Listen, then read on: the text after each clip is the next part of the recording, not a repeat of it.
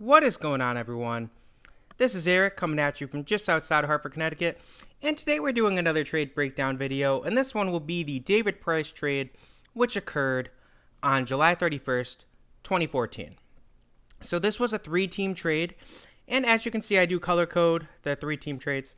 So anything on the top here that's in orange is Detroit, from Detroit. Anything in blue is from Tampa Bay. Anything in brown, it looks like brown, but it's more like a red, dark red, is from Seattle. So in the original trade, we see Detroit acquire starting pitcher David Price from the Tampa Bay Rays. The Rays would acquire starting pitcher Drew Smyly and shortstop Willie Adams from the Tigers, as well as second baseman Nick Franklin from the Mariners, while Seattle would acquire outfielder Austin Jackson from the Tigers. So how did this work out for everybody? Well, we'll start with David Price, of course, the big piece of this trade. So he spent the second half of 2014 in Detroit. Detroit was trying to compete. And the first half of 2015 in Detroit, but he ends up getting traded at the 2015 trade deadline because Detroit just wasn't as competitive as they wanted to be. He did make the All-Star game that one year, though, and he played like an ace, but he ends up getting traded, like I said, to Toronto. So in Toronto, he played well in the half season he was there, but Toronto, small market club, couldn't afford him. He ends up walking after that season. He goes to Boston, but that's neither here nor there.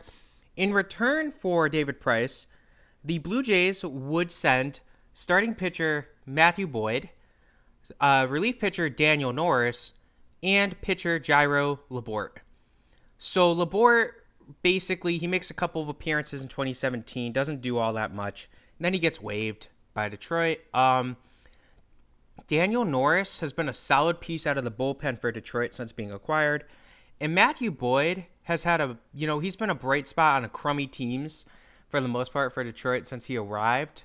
He's not doing that hot in 2020, but these WAR stats do not count 2020. Also, as you can see, I do have different colors rather than just green, red, black, and blue. I should have said that earlier, but yeah, so basically Detroit wins this aspect of the trade. Did they win the first aspect of the trade? Yes, I would still say they did. Of course, Willie Adams would be nice, but what are you going to do? Now, how did Tampa Bay and Seattle do with their hauls? Well, Tampa Bay and Seattle trade with each other.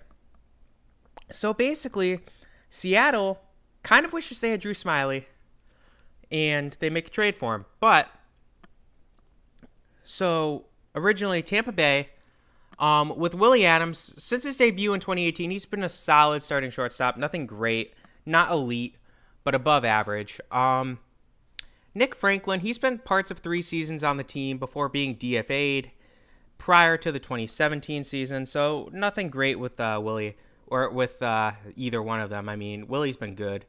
Drew Smyly, he plays well over 3 seasons, but then he gets traded, as I mentioned, to Seattle before 2017. So Seattle gets Drew Smyly, while Tampa Bay, in return, gets outfielder Malik Smith, pitcher Ryan Yarbrough, and shortstop Carlos Vargas. So on Tampa Bay's side, Yarbrough, as we know, he's a starter, quote-unquote. He'll go out there, he'll pitch a few innings here, a few innings there. But for the most part, he's like the guy who they put in the 4th inning after, the first go-through for the original starting pitcher, or the opener, as they say. As for Malik Smith, we'll get to him in a second too, but he establishes himself as a speed threat for the 2 years, and he does well. He ends up getting traded back to Seattle. We'll get to that in 1 second. Whereas Carlos Vargas is still in the minors for Tampa Bay. Now, I mentioned Malik Smith got traded back to Seattle. First, let's discuss Drew Smyly.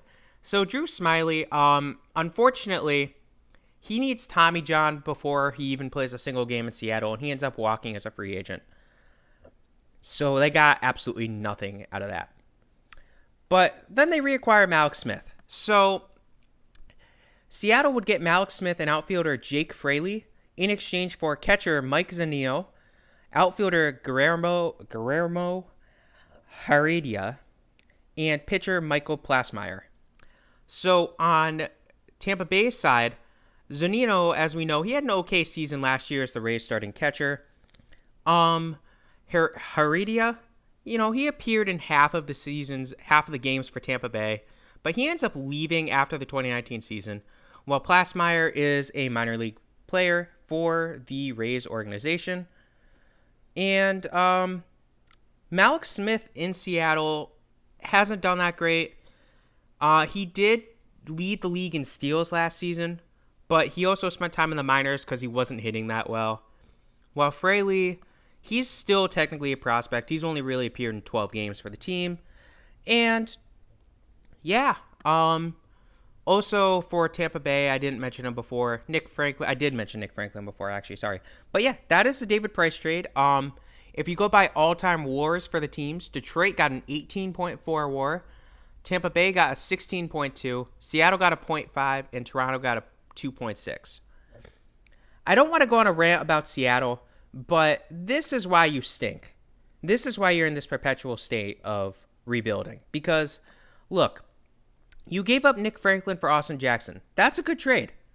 But then you go and say, oh, you know what? We want Drew Smyly. So you give up 3 assets for him.